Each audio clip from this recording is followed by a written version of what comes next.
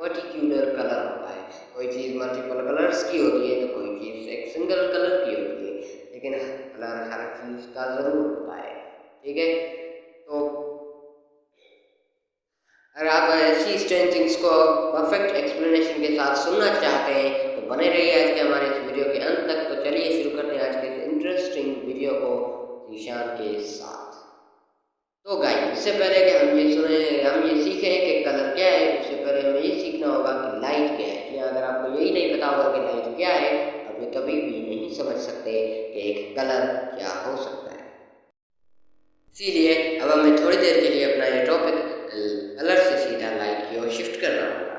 तो जो लाइट होती है तो उसे हम फोटॉन्स की एक लेयर भी कह सकते हैं, या हम एक फोटोन की एक लेयर भी कह सकते हैं, और उसे एक वेव भी कह सकते हैं। लेकिन तभी जब हम उसे ऑब्जर्व कर रहे हैं, या जब हम एक लाइट को ऑब्जर्व करते हैं तब वो एक फोटोन की एक लेयर की तरह बिहेव करती है, और जब हम उसे ऑब्जर्व नहीं कर रहे होते हैं तब वो एक वेव की तरह बिहेव करती है। या इस फिनोमिनन को वेव पार्टिकल डुअलिटी कहते हैं, जिसे एक French physicist Louis de Broglie ने हमें दिया था। तो इस कॉन्सेप्ट के मुताबिक लाइट जो होती है वो फोटॉन्स की एक लेयर भी हो सकती है और वेव्स भी हो सकती है, यानी कि वो लाइट दोनों ही है, वेव्स भी हैं और फोटॉन्स की एक लेयर भी है। तो जो होती है, हर तरह की लाइट एक जैसी नहीं होती, या लाइट के एक 7 किस्म होते हैं। हमारा लाइट का एक मात्र सोर्स सन है जो 7 किस्म की अलग अलग रेडिएशंस को एमिट करता है, और कोई भी एक लाइट दूसरी लाइट से बिल्कुल सिमिलर नहीं है, प्रॉपर्टीज बिल्कुल डिफरेंट है। या ultraviolet radiation, radio waves, X rays, gamma rays, microwaves, visible light और इंफ्रारेड रेडिएशन, ये 7 किस्म की जो लाइट्स होती हैं वो सन से निकलती हैं। अब सबसे पहले, अब हमारी जो आंखें होती हैं वो इस स्पेक्ट्रम के एक छोटे से हिस्से यानी कि विजिबल लाइट को ही देख सकती हैं। अब इसका जवाब, अभी हमारी आंखें विजिबल लाइट को क्यों देख सकती हैं, इसका जवाब हमारे इतिहास में छिपा हुआ है। या धरती के पहले जीवों में जब पहली आंखें विकसित हुई थी तब वो जीव पानी में रहा करते थे, और पानी में सिर्फ विजिबल लाइट ही ट्रांसपेरेंट रहती है। इसीलिए आज हमारी आंखें सिर्फ विजिबल लाइट को ही देखने के लिए डिजाइन हुई हैं। अगर हम किसी पानी के गिलास को इंफ्रारेड से देखें तो हमें कुछ इस तरह का दिखेगा, और अगर हम उसे अल्ट्रावायोलेट से देखें तो कुछ इस तरह का दिखेगा। या लेकिन इस वक्त हमारे पास लाइट का एकमात्र सोर्स सूरज है।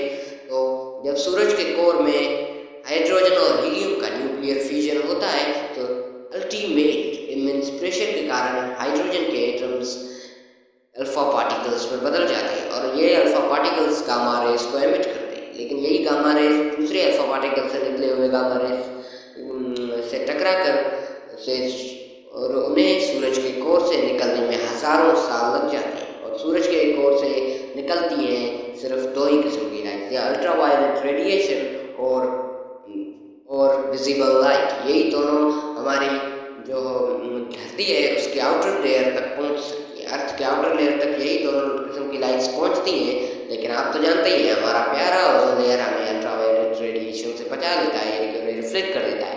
बाकी बचती है विजिबल लाइट जो हमारे अर्थ के एनवायरनमेंट में एंटर करती है, अर्थ में पड़े सभी ऑब्जेक्ट्स से साथ टकराती है। तो उम्मीद है आपको ये लाइट का कॉन्सेप्ट अच्छी तरह से समझ में आ गया होगा। तो चलिए आगे बढ़ते हैं और अपना एक कॉन्सेप्ट अब ट्रांसफर करते हैं सीधा लाइट से कलर की ओर, या कलर। अब कलर एक ऐसी स्ट्रेंथ है जिसे कोई भी आम दिमाग आसानी से नहीं समझ सकता। यहाँ कलर को अपने दिमाग की ऐसी रचना कह सकते हैं जो अलग अलग चीज़ों को अलग अलग डिस्टिंग्विश करने के लिए बनाया गया है। ये कलर जो होता है वो हमारे दिमाग का एक वहम है। ये कलर ऑब्जेक्ट्स के रिफ्लेक्शन और एब्जॉर्प्शन के लेवल के बुनियाद पर डिसाइड होता है कि कौन सा ऑब्जेक्ट किस कलर का दिखना है। चलिए हम इसे एक एग्जाम्पल की ओर से समझते हैं। जैसे कि इस वक्त आपको टेबल पर एक पेंसिल दिख रही हो, या पेंसिल ये आपको येलो कलर की दिख रही है, पर असल में ये येलो कलर की है ही नहीं। ये येलो कलर को छोड़ के बाकी सारे कलर्स की होती है।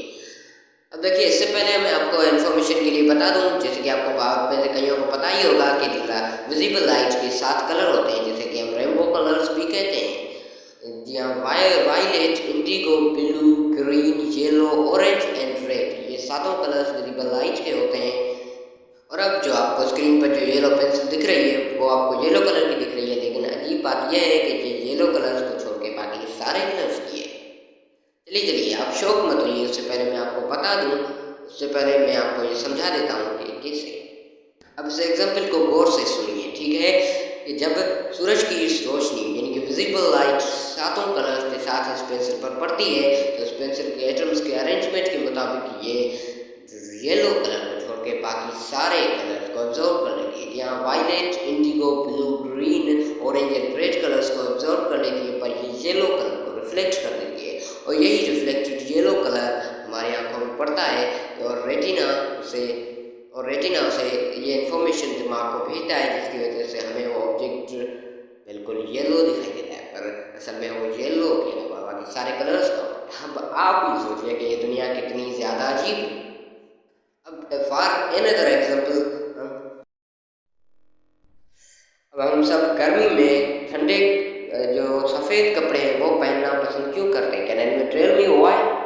क्योंकि वो सभी तरह के विजिबल लाइट्स के कलर्स को रिफ्लेक्ट कर देता है, यानी कि वो किसी भी तरह की विजिबल लाइट को एब्जॉर्ब ही नहीं करता, जिसकी वजह से वो हमें दिखता है बिल्कुल वाइट, जिसकी वजह से वो हमारे तन बदन को ठंडा बनाए रखता है, ठीक है।